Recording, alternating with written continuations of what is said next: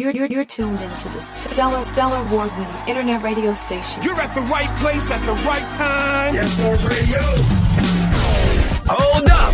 Wait just a minute. It's Roz on your radio. Yo. Keep it locked right here. Showcase, fellowship, inspire.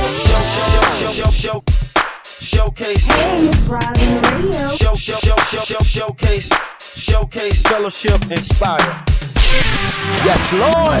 Radio. Now it's time for another Yes Lord Radio exclusive. Hey everybody, it's Roz on the radio, and you're listening to another YLR exclusive. We watched another piece of history unfold this week, and everybody in America is beyond talking about the inauguration of President Barack Obama. Everybody's still talking about it, but Roland Martin is back with us today for the post-inauguration recap and to shed some more truth and light as to what is next.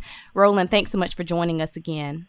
Not a problem. Now, I can just imagine the energy that was there in Washington yesterday, just judging by the crowd and people's faces and looking at President Obama as he was exiting the inauguration. But what moments are still replaying in your mind? Well, I think that it is still looking down the mall in Washington, just seeing the thousands and thousands of people who were gathered, hundreds of thousands, because they estimate 800,000, upwards of 1 million folks actually were on hand yesterday. That visual always sticks in your mind. And I shot photos back in 2009, and I still remember looking down the mall to 2 million who were assembled. I mean, that was just phenomenal. Now, the theme for this event, and I'm assuming that this is the theme for the term, but it was Faith in America's Future. And the tone seemed to be centered on diversity and unity, but also personal accountability and action. I want to kind of reflect on President Obama's speech. At the end, he says, "You and I as citizens have the power to set this country's course and obligations to shape the debates of our time, not only with the votes that we cast, but with the voices we lift in defense of our most ancient values and enduring ideas." When we spoke with you last year before the November elections, we stressed the importance of voting. We voted. We've seen the inauguration. For you, what should we expect? What does this call to action mean? Well, I'll put it in terms like this here. The inauguration, we should have been excited about it. We should have celebrated it. We should have reveled in the moment. Mm-hmm. But once it's over, the parades are finished.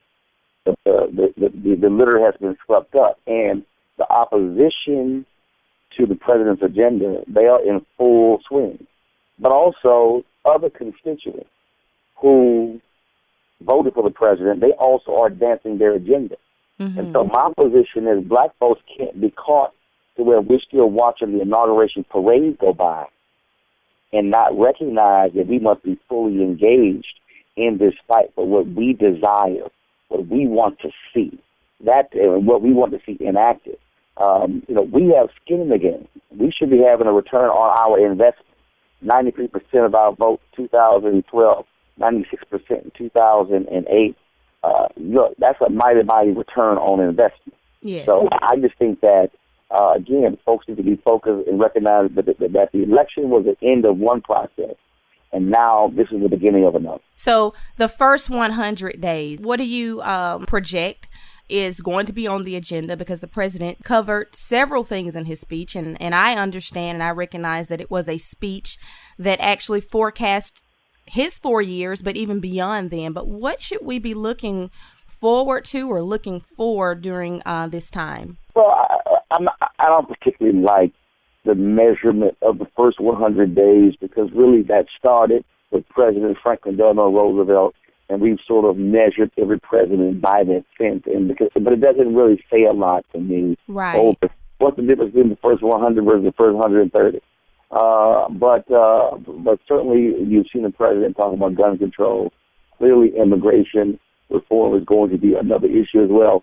Those two issues stand out. Those two issues stand out the most that you're likely going to see take place in the first half of this year. How does the faith-based community, how does the African-American community, how do we move forward? Well, I think we have to be very clear on what we want. Mm-hmm. You can't say, oh, jobs, jobs, jobs. Well, how do you want to get there? Right. You can't talk about, well, let's do a housing. Well, what does it mean?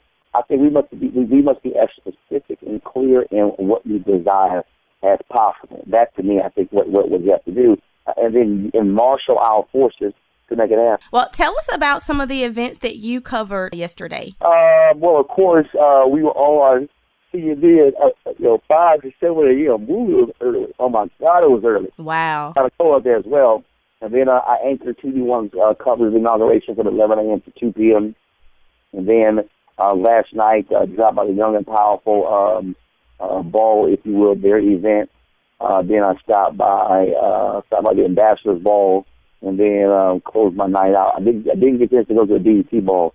But I closed my night out at the Victory Ball featuring Music Soul Child, Frankie Beverly and Davis, as well as Maxwell.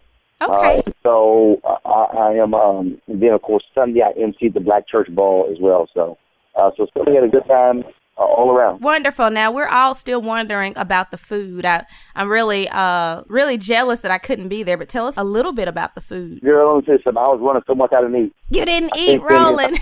I barely ate. I mean, seriously. I was going from event to event on Friday, Saturday, Sunday, and Monday. Wow. So I barely ate, barely slept. So just trying to get all caught up with the sleep over the next couple of days. I could tell you sound a little sleepy. Girl, seriously, I'm talking about, I had an hour, the Black Church Ball, I didn't get home from that till midnight Sunday night. I had a 3:15 a car pickup for the inauguration, so I really slept about an hour and 45 minutes. And then so worked the whole election stuff, came home, took about an hour and a half nap, and then went to the balls and got home about 3 a.m. and was up at 6:30 because I had to do Tom's Runner Morning Show and then interview with a local Fox affiliate. So, oh, my goodness.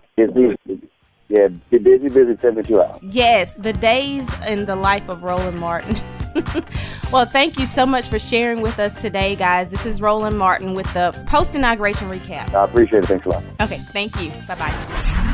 You're listening to the #1 gospel internet radio station. Number 1. YesLordRadio.com.